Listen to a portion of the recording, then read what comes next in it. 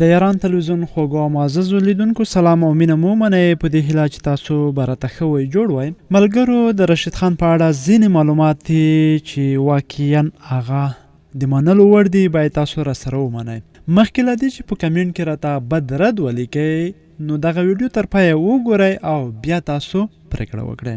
په کرکټ او ملي ټیم پر لوبو مې تبصره نه کوله خو مجبور شوم. په کوم لوبغالي یا پیچ د بنگلادیش شکیب الحسن د 50 ترڅنګ په یوازې ځان 15 لوبغاړي سوځوي. په همغه لوبغالي رشید خان نه یوازې خپله ویکټه مخالف ټیم ته ډالۍ کوي بلکې د زیاتو منډو له ورکولو سره سره هیڅ ویکټه نه ترلاسه کوي. دا یوازې یو تصادف ځکه نشو بللی چې کیسه تر نننۍ لوبې محدوده نه ده. کرکټ بورډ باید په ټول نړیوال جام کې د رشید او ځینو نورو لوبغاړو خورا عادي او کمزوري کارکردګۍ یوې ځانګړې څیړنیزې کمیټې لخوا وپلټي.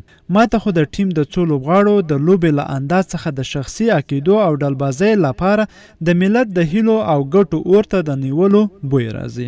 باید یادونه وکړو چې رشید خان د بیګ باش په ډلري لیگ کې د استرالیا غوندې په تیزو پیچونو د غوره توپچونې او لاونډر په توګه وار وار ځلیدلی دی. نو ولې دلته سم نه ځلیږي؟